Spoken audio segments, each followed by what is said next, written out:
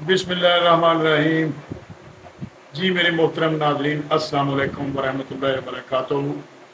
ناظرین، آج کل جو ہے یعنی موجودہ حالات میں پاکستان کے حالات جو ہیں صرف اور صرف جو ہے محدود ہو کر رہ گئے ہیں کہ عمران خان کو کب سزا ہوتی ہے، کب گرفتار ہوتے ہیں، نواز شریف کب آتے ہیں۔ مہنگائی کا طوفان جو ہے وہ غریب آدمی کو نگلے جا رہا ہے، اور اس کے علاوہ جو ہے بہت ساری جو ہے مشکلات درپیش ہیں پاکستان کو۔ آج 1952 کا ایکٹ جو ہے فوجی عدالتوں کے بارے میں جو ہے وہ بھی آج سینٹ سے منظور ہو چکا ہے، اور اس کی جو ہے تفصیلات جو ہے وہ آپ کو ویڈیو میں ہم دیں گے۔ لیکن سب سے پہلے جو ہے آج کل ایک ایشو جو چل رہا ہے، ہر ایک کے ذہن میں یہ سوال آ رہا ہے کہ وعدہ معاف گواہ جو ہے وہ کیا ہوتا ہے۔ وعدہ معاف گواہ کو اگر وہ سارے جرائم جو ہے وہ اس میں ملوث ہوتا ہے تو وہ گواہی دے کر جو ہے وہ اس کی جان جو ہے وہ بخشی ہو جاتی ہے، تو یہ کون سا قانون ہے؟ اس کے بارے میں ہم جو الجھاؤ ہے، جو ہمارے ذہنوں میں سوال پیدا ہوتا ہے، اس کے بارے میں یہ ویڈیو جو ہے وہ کر رہے ہیں، آپ کی واقفیت کے لیے، آپ کی سہولت کے لیے، اور آپ یہ جان سکیں کہ یہ وعدہ معاف گواہ یا سہولت کار یا سلطانی گواہ جو ہے یہ کیا ہوتا ہے، آیا کہ اس کی ہمارے قانون میں کوئی گنجائش ہے یا نہیں، یا اسلام میں اس کی گنجائش ہے کہ نہیں۔ تو آئیے تفصیلات میں جانے سے پہلے آپ سے گزارش ہے کہ اس ویڈیو کو جو ہے وہ شیئر بھی کریں، اس کو سبسکرائب بھی کریں اور کمنٹس بھی دیں۔ بیل آئیکن کا بٹن جو ہے وہ دبا دیں تاکہ جب بھی یہ ویڈیو جو ہے وہ اپلوڈ کریں تو آپ تک جو ہے وہ اس کا نوٹیفیکیشن جو ہے وہ فوری طور پر آپ کو مل سکے۔ تو آئیے ہم چلتے ہیں اس کی طرف کہ کیا ہے۔ تو ان دنوں ملک میں معافی کے وعدے پر گواہی دینے کا سلسلہ زوروں پر ہے۔ ایسے میں بہت سی ذہنوں میں یہ سوال گونج رہا ہے کہ جب کسی شخص نے جرم کرنے یا شریک جرم ہونے کا اقرار کر لیا ہو تو اسے معافی کیسے مل سکتی ہے؟ یہ معافی صرف چند افراد کو کیوں ملتی ہے، اور وہ بھی صرف ہائی پروفائل مقدمات میں اور صرف بڑے لوگوں کو؟ یہ سوال جو ہے یہ پیدا ہوتا ہے۔ برطانوی قانون دان فرنے چارلس جو ہیں انہوں نے 18ویں صدی عیسوی میں کراؤن وٹنس کی قانونی اصطلاح متعارف کرائی تھی، لیکن اس نے ایسا کچھ اور سوچ کر کیا تھا۔ وہاں عدالتوں میں استغاثہ کو شدید مشکلات پیش آتی تھیں، شہادتوں اور شواہد کے عدم دستیابی کی وجہ سے ملزم صاف بچ نکلتے تھے۔ چنانچہ اس کا حل یہ نکالا گیا کہ کسی شریک جرم شخص کو رہائی کا لالچ دے کر کراؤن وٹنس بنا لیا جائے تاکہ مرکزی ملزم کے خلاف اس کی گواہی کو بنیاد بنا کر اسے سزا دی جا سکے۔ اس قانونی اختراع پر اس وقت بھی انصاف پسند حلقوں نے سوالات اٹھائے تھے، اور اب بھی ایسی گواہی معتبر خیال نہیں کی جاتی، کیونکہ ذاتی فائدے کی غرض سے ملزم کچھ بھی کہہ سکتا ہے، متعین تعریف نہیں۔ دراصل ہمارے فوجداری قانون میں وعدہ معاف گواہ کی کوئی تعریف متعین نہیں ہے۔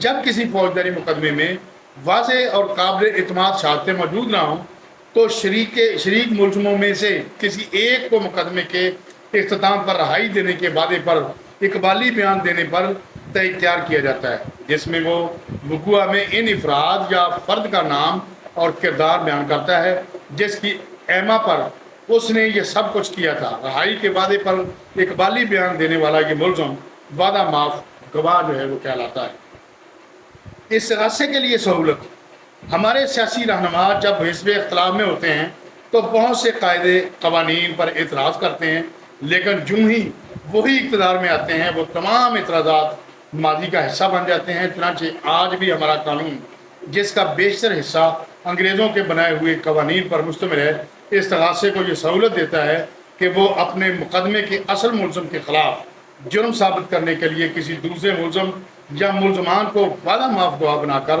ان کی اصل ملزم یا ملزمان کے جرم میں اعانت کی ان کے اقبالی بیانات کے ذریعے تصدیق کرائے، اور اس کی بنیاد پر اصل ملزم کو کیفر کردار تک پہنچانے کی راہ ہموار کر دے۔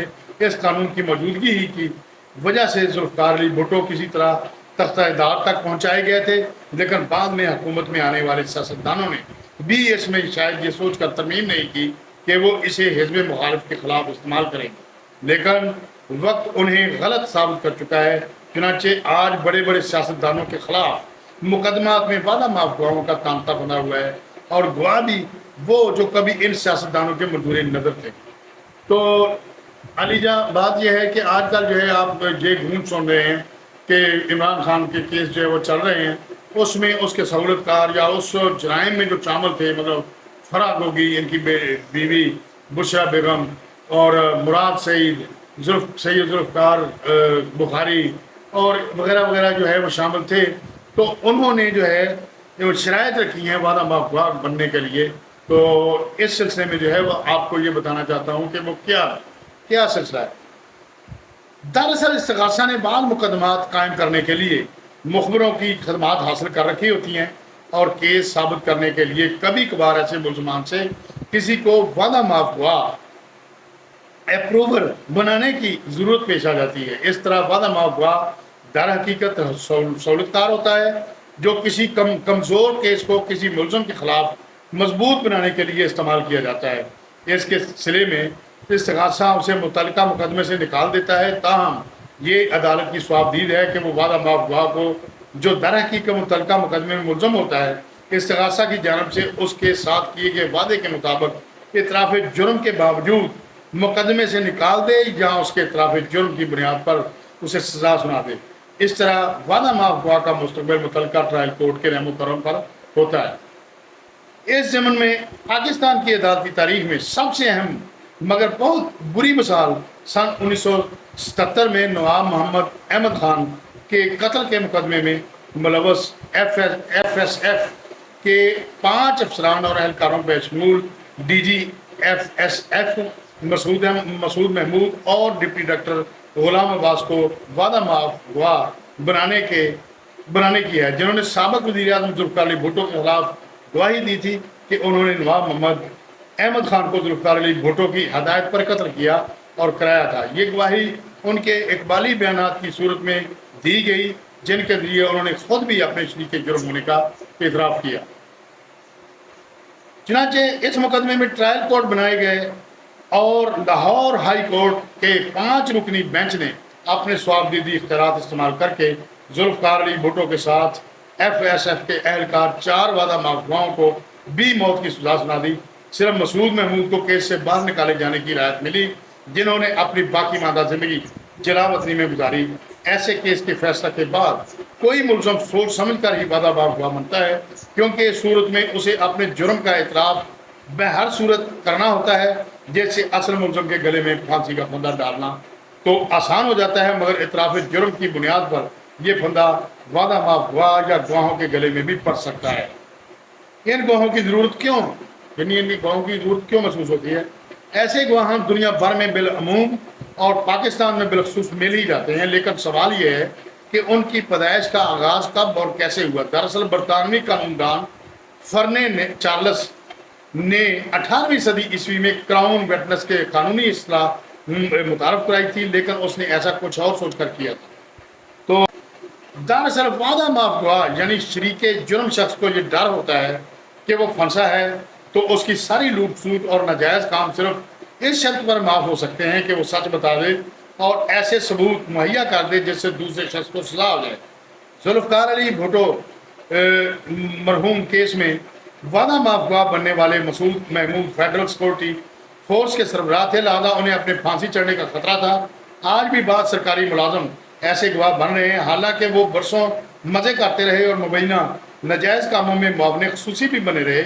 دوسری جانب پاکستان کا قانون کہتا ہے کہ غیر قانونی کاموں سے انکار کر دیا جائے۔ سرکاری ملازم وہ بھی بیوروکریٹس کی نوکری اتنی آسانی سے ختم نہیں ہوتی۔ باس ناراض ہو جائے تو ان کا تبادلہ ایسی جگہ کر دیا جاتا ہے جہاں یا تو خشکا ہوتا ہے یا وہ دور دراز علاقہ ہوتا ہے۔ اگر آج وہ یہ کہہ رہے ہیں کہ ان کے اوپر والوں نے ان سے غلط کام کرائے، تو ان لوگوں کا جرم بھی بڑے ملزم کے برابر ہے اور انہیں بھی سزا ملنی چاہیے۔ ممتاز قانون دان وسیم سجاد کے بقول ان کی مدد اس لیے ضروری ہوتی ہے کہ ناقابل تردید ثبوت حاصل کیے جا سکیں، لیکن یہاں سوال یہ ہے کہ یہ سہولت صرف ہائی پروفائل کیسز میں کیوں فراہم کی جاتی ہے اور یہ رعایت صرف اعلیٰ سرکاری عہدیداروں کے نصیب میں ہی کیوں ہوتی آتی ہے؟ اصولاً تو یہ ریاست کی ذمہ داری ہے کہ وہ معاملات پر نظر رکھے۔ اینٹی کرپشن ایف آئی اے اور بہت سے محکمے کس کام کے ہیں؟ پاکستان کا آئین اسے اسلامی جمہوری ملک قرار دیتا ہے کہ اسلام کسی چور کو صرف اس لیے چھوڑ دینے کی اجازت نہیں دیتا کہ وہ دوسرے چور کو پکڑوا دے۔